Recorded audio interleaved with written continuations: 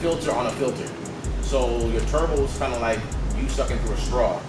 So if you can eliminate the restrictions, the turbo itself would spool faster. Okay. It would see more air and it would actually look more and perform better.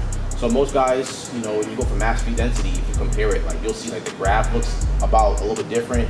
On this one, the power band carried out really nice. You have a blouch turbo on there, and I know those turbos like to breathe, like to open up.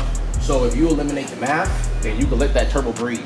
But at the same time, I didn't want to make too much because you're still on stock intercooler. So like if I put a lot of boost, which I could have, it would have started heat soaking that intercooler. And then when you start heat soaking it, then you're not really making more power if you're blowing a lot of hot air.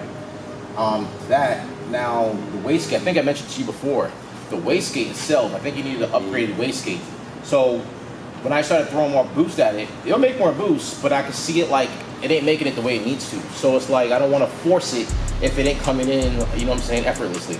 I can see the power band is nice, but I know like the way how this is curving, I know it's missing all this mid-range. Okay. You know what I'm saying? Yeah. And because that factory wastegate is trying to keep the flapper shut to make the boost, make the power, it ain't cutting it after, you know what I'm saying, you'll try to apply so much pressure. It's trying to open up.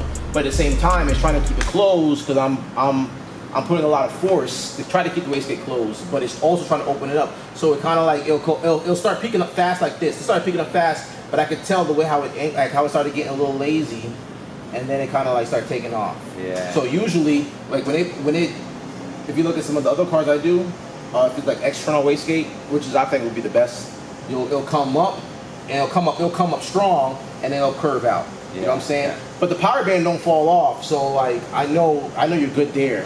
I can easily make more power just off of having a better intercooler and have a better wastegate. Yeah. Because that upgraded turbo, it wants to eat, but the more it wants to eat, the more it's gonna flow, the more heat that intercooler is it's not cooling it off. Yeah. So like you'll make more power once the intercooler can cool that heat off, and then it goes into the motor and it makes more power. But if it doesn't cool that heat off, it's not gonna. It actually works against you. You'll turn the boost up, it'll get hotter, and then the hotter it gets, you're causing way more problems. Yeah. Detonation. It doesn't. You know, it's like your body.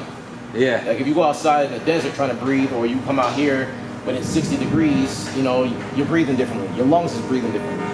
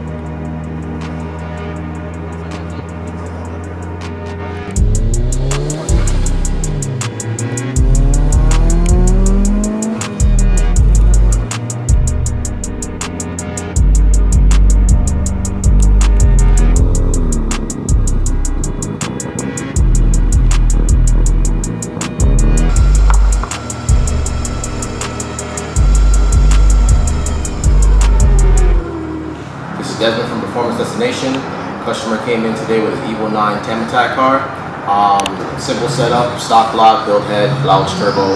Wanted us to get it cleaned up from math to speed density. Cleaned it all up, car made good power. Could have made more, but he wanted it kind of soft in a way, stock intercooler, and upgrade turbo, but stock wastegate actuator. So we really couldn't jam on it too much because I didn't want to heat soak the intercooler because he's going to be doing some road racing. But he actually finished off great, left in smiles, went on a test drive, loading up right now, and he's heading home. If you want to reach us on all platforms, Performance Destination, or you give us a call at 941-268-7493. Thank you for watching. Please like, subscribe for more future content to come. This is Desmond from Performance Destination.